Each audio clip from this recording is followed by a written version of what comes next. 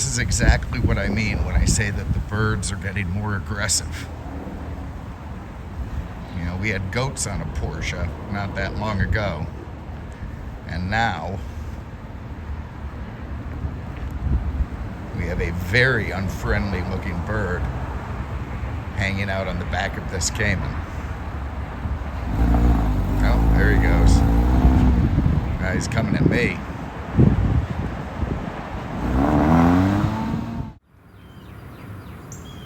Good morning.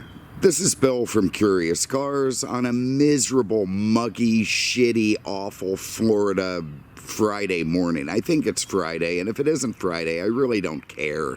It just sucks. You know, here we are in February. It's supposed to be cool weather, cool, cold, cool at worst. And instead, we've got miserable, look at the mist and thick fog in the air. You know, we're having some kind of a record heat wave or something.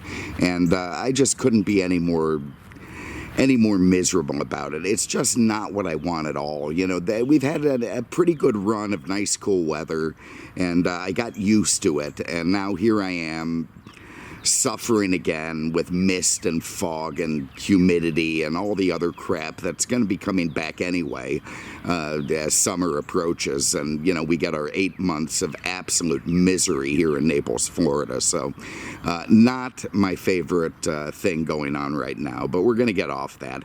I am a little bit plied up on the coronavirus whiskey, which is fine.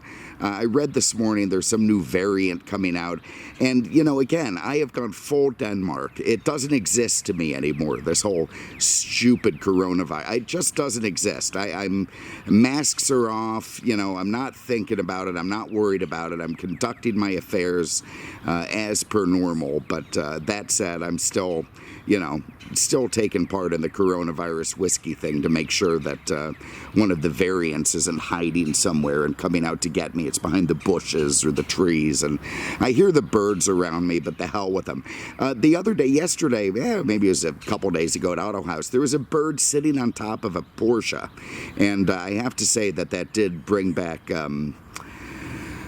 it brought back whatever the engrams or whatever that thing L. Ron Hubbard called him. It freaked me out. I took a picture of it, maybe a video. I think I'm going to inject it in this one, but it just didn't make me happy, and it just confirms to me that we have a lot to worry about with the way that birds and animals are getting a little bit more uppity these days. So anyway, look, that said, I'm not going to get into the whole Chris tried to kill me thing. That's been overdone in the last couple of videos. I'm back in Peter's driveway. You know, his RV isn't here, so I don't know if he's here. He's probably again off screwing Tinderellas or whatever the hell he does when he's, you know, spending money.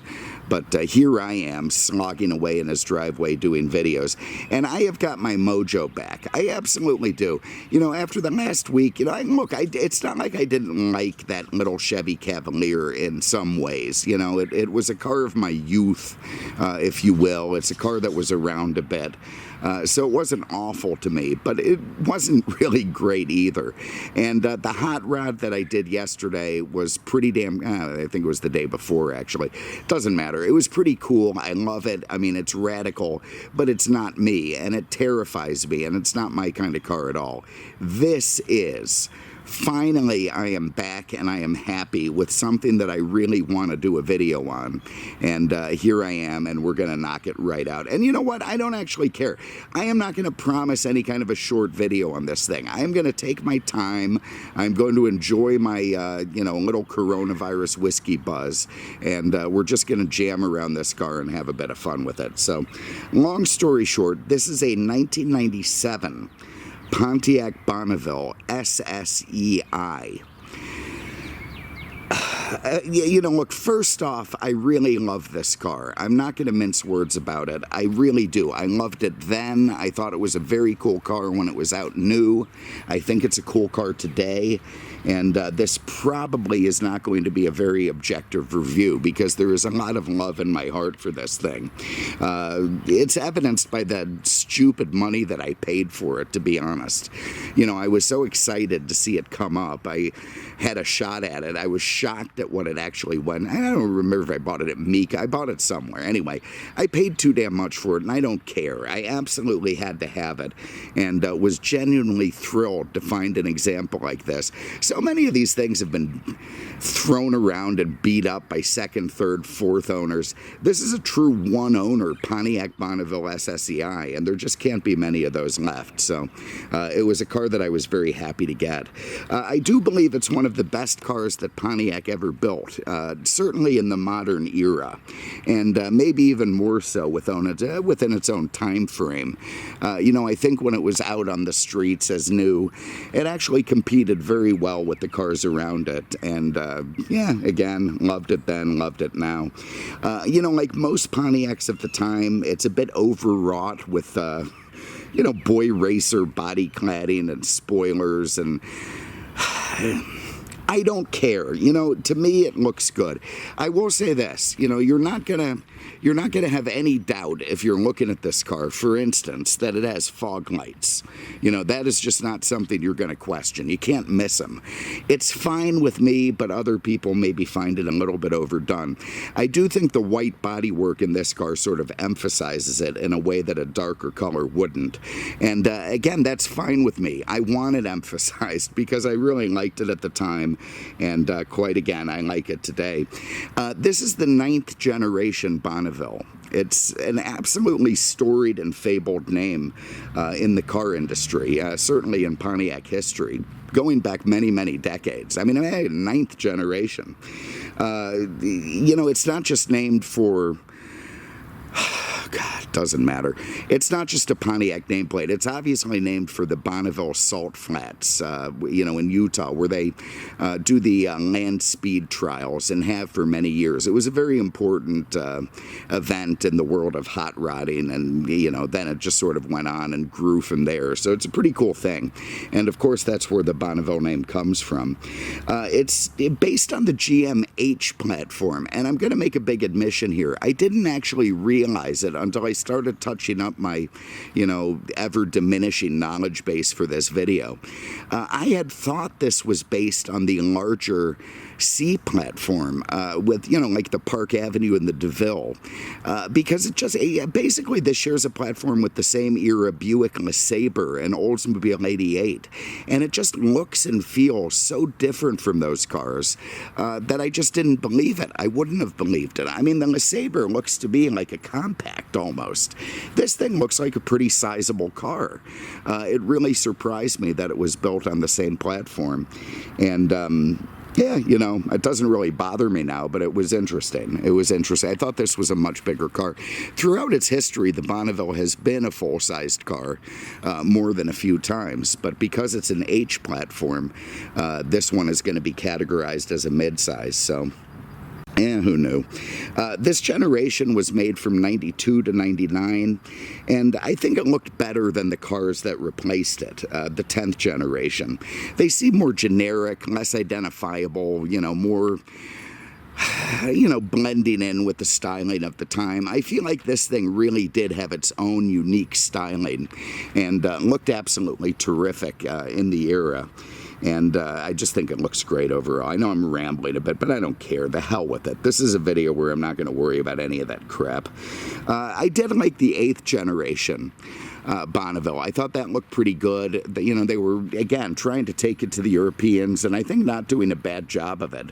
But that said, it didn't have the hardware that this gen did, and of course we'll get into that, but the hardware makes all the difference in this car. Engine, trans, brakes, that sort of thing. By the time this car had rolled around, GM had really started to get its crap together, and I genuinely think they built a terrific car. So Pontiac, of course, is gone. It's no more. It's history. It's just absolutely out of the picture. It was gone in 2010. They announced their desire to dump it in 2008 when they were vying, the GM that is, for federal funds. They wanted bailout money because, everything was going south on them. So to do that, they had to sort of kiss the ass of the federal government and said, look, we're changing. We're going to dump Saturn. We're going to dump Oldsmobile. We're going to dump Pontiac. And I think that's an absolute shame, because since the days of Bunky Knudsen and John Z. DeLorean, Pontiac had been GM's performance division. And I think to a large extent they had more of an identity than almost any other GM. Well, maybe Saturn had its identity, but it's not an identity you necessarily wanted to be associated with. Pontiac had its sort of, we are GM's performance division. And I thought that was cool. If Buick hadn't been so popular in China, dating back decades and decades and decades, probably GM would have dumped Buick for being too close to Cadillac and probably kept Pontiac going. So another thing we can blame the communist Chinese government for. So I just think that was absolutely tragic. Dumping the company that gave us the GTO and ushered in the muscle car era and then kept that era alive with the Trans Ams of the 1970s, and then built this, which I consider to be truly the best domestic performance sedan of the 1990s. I think Pontiac had it going on. I think they could have been terrific. The G8 came out after this, a fantastic car with an LS motor and a handshaker, and it could have been going somewhere, but nah, GM's cancel culture took a toll and it was gone. At the time, the automotive journalists really actually liked this car. I read some reviews last night that were, written up in the time frame, and I think the vibe that I got is they were surprised that they liked this car so much. Never mind that they did. The engine, of course, is terrific in this thing. It really, really is. It's just a nice, smooth, wonderful engine that in many ways had it all over the even some of the imports that it competed with at the time. The suspension tuning is great, the poise, the feel, the drive. The general vibe that I got from reading the reviews were very, very positive. In fact, Road and Track said that if the BMW 5 Series were a front-wheel drive car, then it probably would have felt exactly like this SSEi. And that's very, very high praise from an outfit like Road and Track, which of course is predisposed to loving European imports at the expense of American cars. So it really got a pretty great reception at the time. But look, before we get into this specific car and go all around it, let's have a look at 1997 and see how the world was when this car was prowling the streets and highways looking for, BMW 5 Series to line up against. And again, if it's a long video today, I just don't give a damn. It's just going to be the hell with it. All right, the biggest news of 1997 was probably the death of Princess Diana in a traffic accident / press chase, the paparazzi going after him in Paris. I remember it well. I also remember the 140 S-Class coming under a lot of scrutiny, saying, how the hell didn't they survive this thing? This is a pretty big, substantial car. They should have lived. Well, beyond the fact that I don't think they were wearing their seatbelts, Mercedes argued that the car had been armored when it hit the concrete support for that overpass, and that armor plating threw off some of the safety features of the car when otherwise they would have been fine. Who knows? Mercedes, of course, had to say what they had to say. Either way, it was something of a global tragedy, and it made everybody really sad for a few days. 1.5 billion people watched her funeral on TV, and even Elton John repurposed some old song he did to, pay homage to her, which was, all very nice, and I'm sure made him a lot of money. So, it is what it is. Early in their year, Diana had come out against landmines, which was an incredibly brave position because instantly you're taking on the very, powerful and publicly potent pro-landmine lobby. So a very, very brave position. She was against landmines, and God bless her.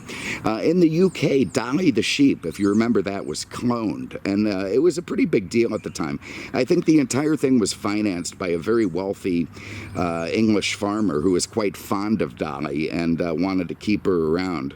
And it sparked some heated conversations in the religious and scientific circles about the morality of cloning.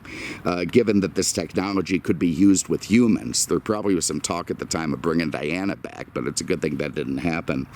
IBM's Deep Blue computer, if you remember that, beat chess champion Garry Kasparov, setting off more concern that computers will become our overlords, like in those Terminator movies. It just kicked his ass, apparently, and that gave everybody a bit of a scare. Scotland voted to create its own parliament after sharing as part of England's parliament for 290 years. They said, the hell with it, we're going to do our own thing. I think they were offended that the British actually had translators for them in parliament, and they just wanted to have their own setup where that wasn't required. I think a few of them also wanted to get in on that, a few of them wanted a piece of that sheep, and maybe having their own setup, they could vote for that. The Hale-Bopp comet, if you remember that thing, it passed very close to Earth, like its closest run, which set off a mass suicide by the Heaven's Gate cult in California. And Heaven's Gate, before it was called that, it was... what the hell was it? It was the Total Overcomers Anonymous, which was an absolute shit name, and it's good that they changed it. Otherwise, CNN would have never covered it. But apparently, they wanted to transcend their human bodies and become extraterrestrial or something. It was a very nice mix of Christianity and UFO-ology, and anyway, who knows? Maybe it did work out for them. I'd say it didn't because they were all dead, but maybe they ended up going up to the mothership. Who the hell knows? Mike Tyson bit off Evander Holyfield's ear. I don't think that really surprised anyone at the time, although it does appear Mike Tyson has become a bit more of a normal human these days. Movies. You had Titanic, which, I didn't watch then, and I just won't watch now. It makes me sick just thinking about it. I don't like any of those people, and I think the whole thing was probably really stupid. You also had The Fifth Element, which I did watch. I thought that was pretty good. You had Air Force One, you had Men in Black, and James Bond, still as a proper James Bond, and Tomorrow Never Dies. In music, you had the Smashing Pumpkins, you had The Verve, you had Nine Inch Nails, Daft Punk, which I went to one of their concerts, and it was great, Radiohead, and the Spice Girls. And I would certainly argue that the Spice Girls were probably the absolute best thing about 1997. I like that plump redhead one. I thought she was pretty cute. Anyway, look, so there it is. I'm going to pause for a minute, and then we're going to dive directly, diving into this particular car. So hold on one moment. All right, so at this stage, let's just get directly into this car. We're going to jam on it. Okay, so this is what we're going to do. As mentioned before, the exterior styling is fairly boy racer. I mean, that's not really up for debate. It's just pretty damn obvious. There was a redesign for 1996 that toned it down a little bit. The 92 through 95s were a bit more in your face. This one is still pretty in your face, but not quite as much as the pre-facelift cars were. But, things like the bumpers changed, the headlights changed, the taillights, all pretty radically. The body itself essentially remained the same. I do think the improvements were a win. I think the front bumper looks a bit better. The headlights do as well.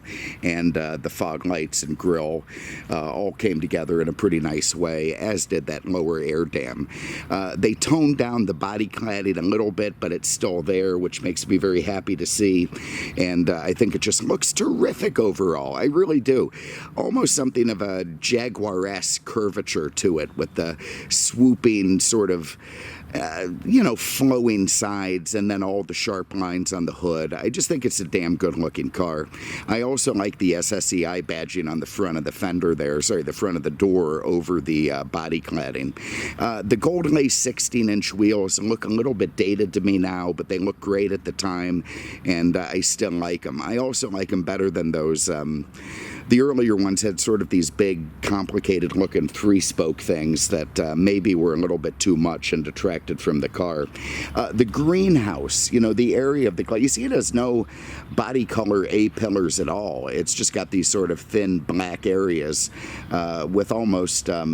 you know, sort of an airplane cockpit swooping around. When you tint the windows on this car, it looks pretty damn cool because it's just black from front and a, you know, wrap around all the way to the other side. Even the D-pillars at the back are pretty thin, and you can see it utilizes a little bit of a Hofmeister kink there, which is, you know, kudos to BMW. The Hofmeister was a design guy for BMW in the 60s and before and 70s, and he created this little kickback after the pillar, which is called now the Hofmeister kink, and it's a design cue you see on a million cars out there now. Keep an eye out for it. You won't believe how much you see it. But I do think it looks good. You've got sort of bulging rear fenders, a huge rear bumper, you know, and somehow, despite being that big, I do think it blends in well. You've got a, look at this, you've got ants everywhere. Look at these things. God, Peter has got to get on this crap. And there was another one. I'm probably standing on it now. Where the hell was it? And I saw it earlier, and it's scary. Here it is. Look at this thing, man. These things are so vicious. They will skeletonize a cow in like 12 seconds. They're worse than piranhas. They're just waiting for somebody like me to step on that mound and create an absolute shit storm. So anyway, I'm going to keep away from that. Get back to the car. I do like the angular deck lid on the car, buttressed by this sort of, you know, I won't call it muted because it's pretty obvious, but it does have a low profile spoiler on the back of the deck lid.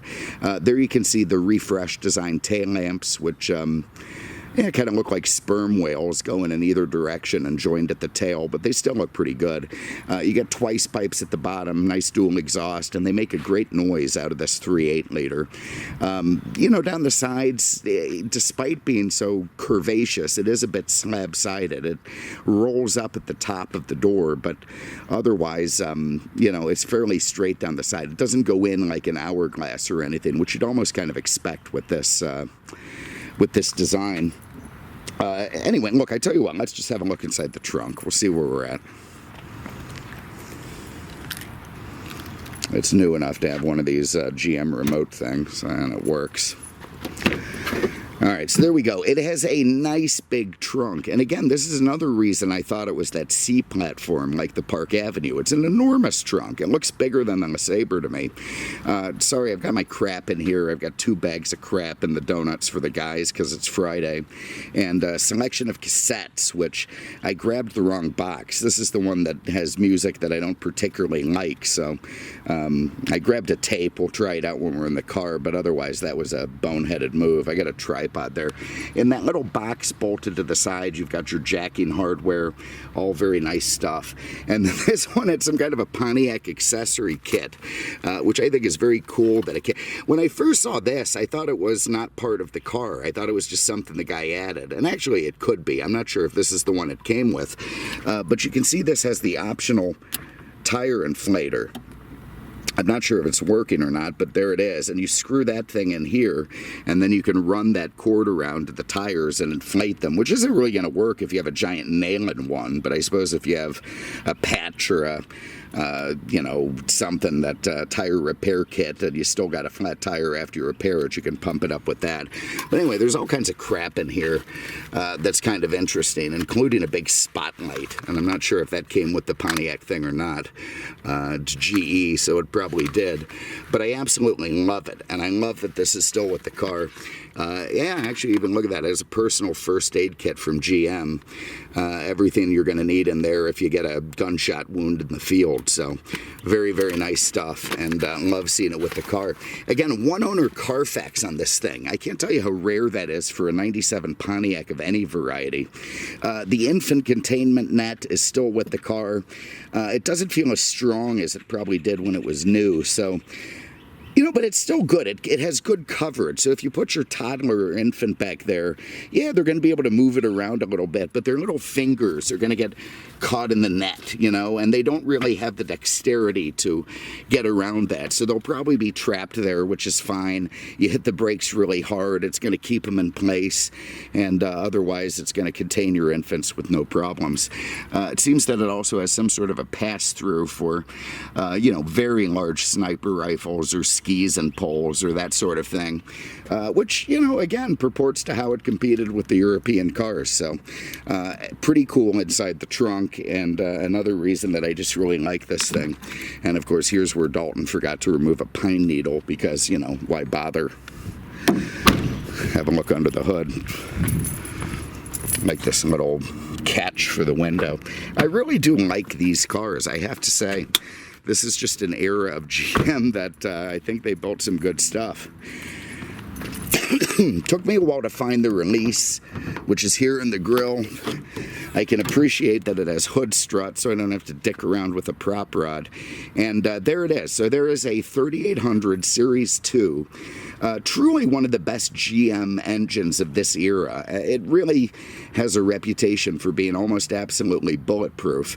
And frankly, it only gets better when you have this Eaton root-style blower bolted on top of it, bumping up the horsepower in...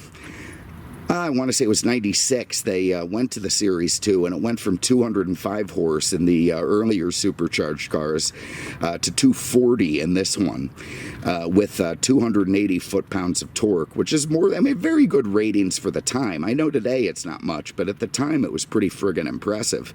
And it would, move this thing in the 7-second range from 0 to 60, which was pretty good. And it feels quick and tight while doing it, which is nice. You see it even has like a little strut brace going across from left to right. Very, very cool. It really was a performance car of sorts.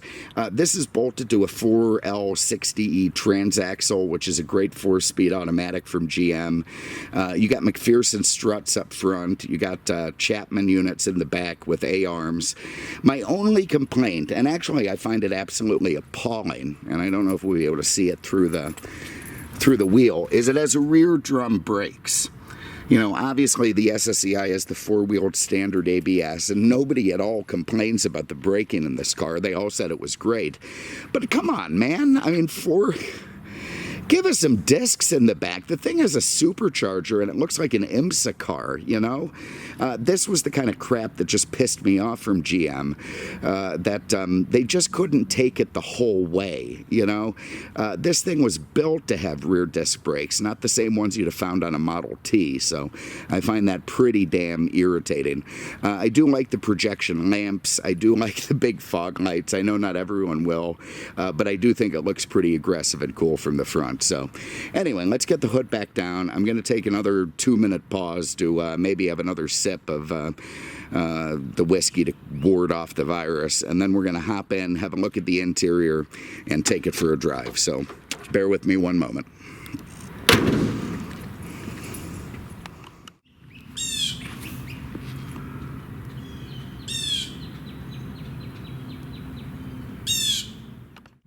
All right, let's have a look inside this thing. You can see the back package shelf. It's full of Bose speakers and such. You don't really need to put infants up there since you got that containment in the back, so everything's going to be good. You also have a GM Astro roof option in this one, which is nice. Gives you the glass slider panel with shade underneath, so all very lovely. I also kind of like the mirrors in this car. I think they look nice and sporty. You got flush door handles, part of the aerodynamic thing. I kind of like the way the doors go all the way to the wheel arches, and when you open them, they're a part of it. I don't know. There's just a lot about this car that I like. Your Canadians are going to be pretty damn chipper in the back. You got room for 3. You got decent foot room. You got a couple of nets up there to stuff a baby or guns or, newspapers, whatever it is you want when you're in the back of one of these things. The leather is surprisingly good in these cars. Really feels nice. I've always thought it was some of the best leather that GM put in their cars at the time. You've got, these are actually part of it. I thought they were removable or adjustable headrests, but they're not. You do have a toilet bowl style center armrest. Nice little place to store a gun and some narcotics back there. Maybe, I don't know, some change or whatever it is Canadians need up here. And of course, a couple of drinks. So pretty good center console there. Plus your pass through to the back where, you know, if you have to hide your narcotics because the state trooper's behind you, you can just fling it in there and you might be all right. Door panels are fine, good fit and finish. You got a little, you know, again, a little nod to the European, some ventilated leather looking crap there and up here, and otherwise that GM molded plastic, but it's good enough and it's actually held up pretty well. You even have 2 ashtrays because people might have still smoked in the 90s. And of course your power window switch and child safety locks, and gives a shit. Anyway, there it is, and you're going to be able to fit people back there. You also have a couple of vents that Dalton didn't bother aligning, despite me saying that's one of the things I like to see, and a rear lighter. So, very smoker-friendly car, these Bonnevilles. Have a look up front. And I mean, I just think this is 90s GM plastic fantastic at its best, and you know, that's hard for me to say because usually it's so crappy, but I think they put it together in this car. The door panel, again, nice and tight. I like the little reflector at the back. I like the little mood light. Your trunk release button's in a normal place. You've got a little spot here to put a very thin handgun of some type and a drink, your martini or Budweiser, whatever it is you need with you. Being the Bose, you got a couple of separate speakers there. You got your power windows and locks and that sort of weird Pontiac 90s cheapy sporty vibe. You have a nice simple power window switch. Power mirror switch up here that's easy to use and intuitive. The seats, I think, are absolutely terrific in these cars. You know, they're sporty seats, but they're wide enough that they still feel kind of luxurious. They don't cramp you on the sides. And the leather is extremely nice in them. So, all in all, I think Pontiac just absolutely knocked it out of the park with the seats in this thing. I'd put them up against any European car at the time, and I think they did a hell of a job. This is what I was talking about, the window being a little bit too narrow, especially for a guy who smokes. You know, if this window went down, if it was just one whole window, I think it would be great. Or if that slid in like the old vent windows of the 60s. But, yeah, you get what you get. You also get adjustable seatbelt height, which is nice. That was a thing everyone was doing then. This big hump here is the heads-up display, which we'll probably see as we get rolling. And that's cool, again, you know, this big sports sedan with the heads-up. The instrument cluster is, you know, absolutely fantastic. You've got every gauge you could want, and it's just all very cool. You got a Cobra head center console shifter there. You got a little ashtray in the front of it. Nice stuff. You've got all these buttons. This had this optional whatever the hell you call it. You could do touring ride, performance ride, traction control, performance shift, normal shift. These buttons that control the seats are frankly ludicrous. I mean, they're just really, really silly. You've got a row of 9 buttons with a switcher to left or right. And, you know, I mean, it's cool, don't get me wrong. And frankly, as these things become collectible more than just cars you drive, it makes more sense because they are cool. But in the day, this was just overly complicated and silly. I like the spring-loaded center console that still works. The cup holder miraculously still works. I use that myself. And then in here you've got more, you know, gun storage, drug storage, whatever you want. And I did grab one of the cassettes from that box, so we'll give that a try as we get going. Let's fire this thing up. It's getting hot in here. I can't believe I'm getting hot in February. When you drive a Chevy, you drive a Chevy. And a new perspective. And new perspective. They've been saying that for 100 years. All right, so look, let's, well, we got this on defrost earlier, so let's get that back down. Get some cold air blowing. It's ridiculous that we need that right now, but we do. All right, so anyway, there it is. Let me get my seatbelt on. Damn, sorry about that. All right. So you have a very nice layout of gauges. Over here you've got your electronic compass, which is kind of a Pontiac thing. It's got 15 different geographical zones that you have to set up. We're in zone 5 here, so I did that, so now it should self-calibrate itself. You've got Twilight Sentinel, which turns on and off the headlights as needed. You got your TAC with a 6,000 red line, which ain't bad. You've got 120 mile an hour speedo. You've got your fuel gauge. You got a driver information center that gives you a bunch of crap as you want it. Over here you've got your temp gauge, your oil pressure, and your boost gauge, which is just awesome. Another lighter, this guy didn't smoke, in your dashboard, which is, again, 2 lighters in the car is pretty good for the 90s. You've got your, turn that down a bit, it's probably noisy. Your electronic climate control there, which works great. Your Bose Theft Lock cassette deck with completely different lighting from every other feature on the, I shouldn't say that. At night, the car lights up orange up here, so it's just weird it doesn't match the vacuum fluorescent display in the trip compass and whatever the hell it is, the climate control. But anyway, let's give this thing a shot. See what we got.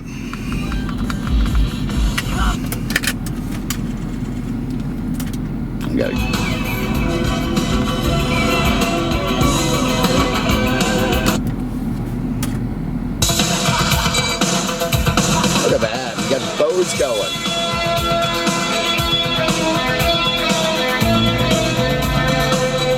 Love it. I'm using the steering wheel controls to adjust it, but all working very well.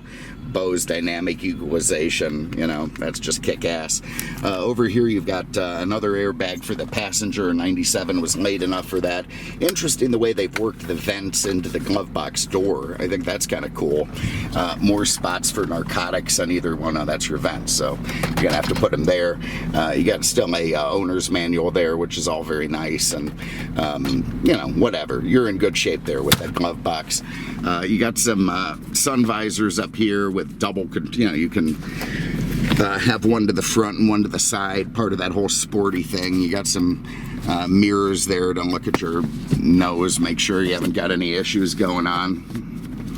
All very nice stuff. And then you've got this big shaded sunroof, which seems to still work fine if you want to let in some of the outside environment, which frankly I don't, because it's shitty and humid outside. There we go. You got a tilt steering wheel. You got a big multi-function prong over here that does your headlights, your cruise, your wipers, all of it. That's tilt. Yeah, I think I said that. You got an airbag that's muted enough. It's not too enormous the way they were a year before. And of course your your shit to adjust your radio and whatnot. So, all right, let's go for a spin. I don't know if can you see the, I don't know if it's flashing like the refresh rate thing, but there's your heads up display, which again, I just think it's really cool. I just love this car. Man, do I love this car. It does have the weirdest position on earth for the fog lights. They're up here at the top of the, over the mirror where all the courtesy lights are. Very, very strange place to put fog lights. You do have some nice shit handles there, which seem fine. And otherwise, everything in good shape. So let's go for a spin. Wait for Peter's gate here. Move my seat forward a little bit, actually. All right, there we go. Dalton cleaned the windshield yesterday. I can't bitch too much. He kind of jammed this car in at the end, just kind of got it ready enough to do. So if it's super shitty, it's, it's not really on him today. Steering wheel, you got grippities at the 10 and 2, nice and sporty, befitting, what they would call a sports sedan. And we got yard guys everywhere, so I can't hammer it from here and get in front of them. And man, I tell you what a nice ride this car has. It really does. It did then, it does now, and it just feels terrific to steer down the road. It's got this Magna Steer setup from GM, which was kind of new at the time. Variable assist steering, which feels good. It's rack and pinion, it's responsive. There's no slop in it. It just feels nice. Get the air. Let me turn that off for a little run here and see what we got. Got a little bit of wheel chirp. Somehow we lost our heads-up display. That's interesting. There it came back. But anyway, it's 0 to 60 in like 7 seconds. you know, it's quick enough for the time. It's you know, obviously by today's standard, it's kind of crappy. But at the time, it was considerably sporty. And, you know, that's what, not just me, but, you know, the journalists at the time really liked about this car, is it's an American car that really did, I won't say it took it to the Europeans in terms of beating them or anything, but it offered a viable alternative. It wasn't bad. I mean, it was nice and tight. It was quiet inside. The seats felt great. They were leather. It had a lot of luxury appointments as well as sporty touches. It was happy cruising at pretty high speeds. And, you know, if you were a patriot of sorts who didn't want to go buy a foreign car because you want to support the United States car industry, well, damn it, this was a pretty good option. It's got a nice feel out of the pipes. It just, all in all, feels like it feels like a pretty tight and together car, and that's what its job was at the time, and it did it great, and that's why I liked it then, and that's why I like it now. Tracks down the road beautiful, you know, again, despite the drum brakes in the back, it does have excellent braking with four-wheel ABS. You know, the steering goes where you point it. You got four-wheel independent, and all in all, it's just kind of a lovely car. It really, really feels nice to drive, and that's why I really enjoy the 9th generation Pontiac Bonneville SSEi. So again, this is a 1997 version, very clean, one owner car. It's not super low miles. I guess for the year it's got 96 on it or something, but it must have been some kind of lunatic who could keep it from, what is this thing, 25 years old now? So he kept it 25 years. He kept it very, very nice, all original, clean. It's obviously garage kept and stuff, and is one of the finest examples of one of these cars that I've seen in a long time. If that odometer said 30,000 miles, it would be very, very easy to believe. So this is obviously one of those nut job types that you want to buy one of their cars, but you certainly don't want to spend a weekend with them or go to dinner or anything, because you probably end up as part of a human foot collection. So anyway, look, there it is, 97 Pontiac Bonneville SSEi. It's been a joy to do this car. I feel like I'm back in my wheelhouse. I'm back with my mojo. This is the kind of shit that I really like, and hopefully I get some more of that. So this one will be for sale at Auto House. If you have an interest, you can give those guys a call.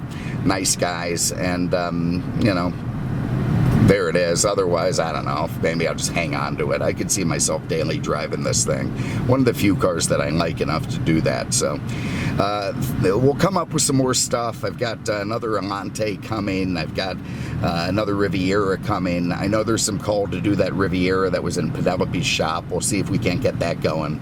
The Wildcat will be coming up. It's just got a few more bits and pieces to go through recon with, and otherwise we're going to keep the ball rolling. So thank you very much for everything. Really appreciate everyone watching. Appreciate the 2 or 3 guys who are still watching at this point.